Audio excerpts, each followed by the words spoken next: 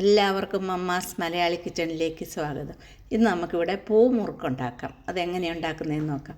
അതിനായിട്ട് ഒരു ചെറിയ ഡവറയിൽ ഒരു 3/4 ഡവറ ഉഴുന്ന് ഞാൻ വെള്ളത്തിൽ കുതിരാനിട്ടിട്ടുണ്ടായിരുന്നു. അതിന് നമുക്ക് നല്ല കട്ടിയിലൊന്ന് അരച്ചെടുക്കാം. ഇതുപോലെ ഒട്ടും വെള്ളം ഒഴിക്കാതെ തന്നെ നമ്മളിതിങ്ങനെ കട്ടിയിൽ അരച്ചെടുത്തിട്ടുണ്ട്. ഇനി ഇതിലേക്ക് അപ്പത്തിൻ്റെ വറുത്ത പൊടിയാണ് ഞാൻ ചേർക്കുന്നത്. ഇതുപോലെ ഒരു തവിക്ക് ഒരു 2.5 തവി പൊടിയാണ് ഇട്ട് കൊടുക്കുന്നത്. ഞാൻ ആ ഉഴുന്നിൻ്റെ വെള്ളം കൊണ്ട് തന്നെയാണ് ഇത് കുഴയ്ക്കുന്നത്. ആവശ്യമുണ്ടെങ്കിൽ മാത്രമേ ഇതിന് വെള്ളം ചേർക്കാവുള്ളൂ. ഇനി ഒരു 1/2 സ്പൂണ് കാശ്മീരി മുളക് പൊടി, ഒരു 1/4 സ്പൂണ് കായം പൊടി, ഒരു 1/4 സ്പൂൺ മിച്ചം അരിമോദകം അതും കൂടെ ഞാൻ ഇട്ട് കൊടുത്തു. ഇനി ഇതിനാവശ്യത്തിനുള്ള ഉപ്പും കൂടെ ഇട്ടിട്ട് നമുക്കിത് നന്നായിട്ടൊന്ന് കട്ടി കുഴച്ചെടുക്കാം. കട്ടിയെന്ന് പറഞ്ഞാൽ നമ്മൾ ഇടിയപ്പമൊക്കെ പീച്ചുമ്പോൾ അല്ലെ നമ്മൾ അരിമുറുക്കുണ്ടാക്കിയാലേ അതുപോലെ തന്നെ ആ പാകത്തിന് നമുക്കിത് കുഴച്ചെടുക്കാം. ഇത് പറഞ്ഞില്ലേ, ആ ഉഴുന്നിൻ്റെ വെള്ളം കൊണ്ട് തന്നെ ഇതേ ഞാൻ കുഴച്ചു. ഇതിലൊട്ടും വെള്ളം ഞാൻ ചേർത്തിട്ടില്ല.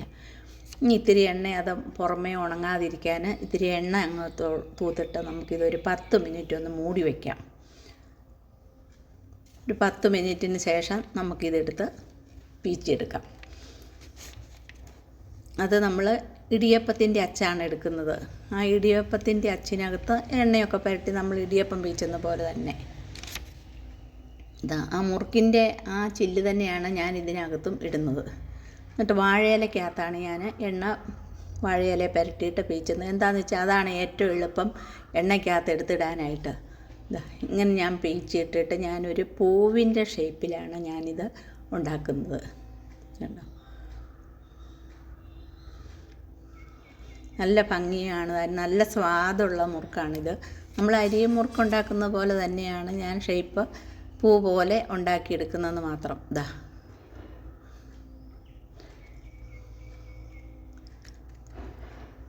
കണ്ടോ, ഞാനിത് കണ്ടോ പൂ പോലത്തെ ഷേപ്പിൽ ഉണ്ടാക്കി കുറച്ച്.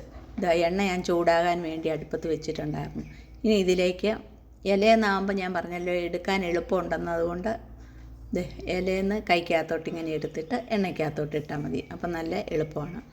ഞാൻ ഓരോന്നാണ് ഞാനിത് ഇങ്ങനെ വറുത്തെടുക്കുന്നത്.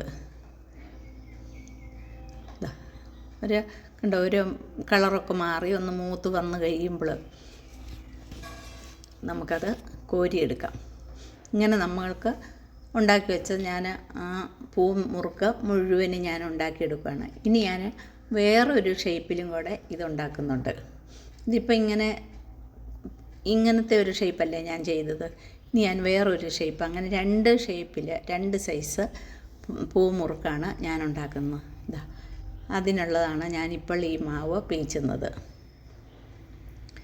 അത് നമ്മളെടുത്തിട്ട് കൈ കൊണ്ട് തന്നെയാണ് ഞാനിത് ചെയ്യുന്നത്. അല്ല, അതിനുള്ള അച്ചൊന്നും ഇല്ലാത്തതുകൊണ്ട് ഇത് കൈ കൊണ്ട് ഇങ്ങനെ വെച്ചിട്ട് കണ്ടോ, നമ്മൾ ആ കുഴയ്ക്കുന്നത് പാകമാണേലേ നമുക്കിതെല്ലാം ചെയ്യാൻ പറ്റുള്ളൂ. ലൂസായി കുഴച്ചാൽ നമുക്ക് കിട്ടിയേല. കണ്ടോ, ഇതുപോലെ തന്നെ ഇങ്ങനെ വച്ചിട്ട് അതൊരു റോസാപ്പൂവിൻ്റെ ഇതൾ പോലെ, ഒരു താമരപ്പൂവിൻ്റെ ഇതൾ എങ്ങനെ വരുന്നോ അതുപോലെ ഒരു ഇതിലാണ് ഞാനത് ഉണ്ടാക്കിയെടുക്കുന്നത്.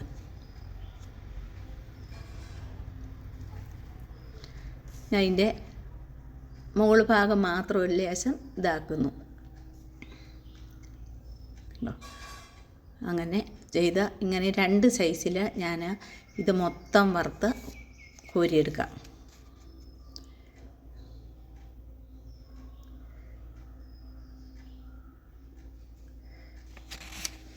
കണ്ടോ, ഇങ്ങനെ 2 സൈസിലുള്ള മുറുക്ക് മുഴുവൻ ഞാനിതേ കോരിയെടുത്ത് വറുത്ത് വെച്ചിട്ടുണ്ട്. കണ്ടോ, എന്തൊരു ഭംഗിയാണ് കാണാനെന്ന്. കണ്ടോ, നിങ്ങൾ ഈ വീഡിയോ കണ്ടിട്ട് എന്നെ സപ്പോർട്ട് ചെയ്യാൻ മറക്കരുത്. ലൈക്ക് ചെയ്യാനും ഷെയർ ചെയ്യാനും പുതുതായി കാണുന്നവർ സബ്സ്ക്രൈബ് ചെയ്യാനും മറക്കരുത്. വീണ്ടും പുതിയ വീഡിയോ ആയിട്ട് കാണാം. Thank you.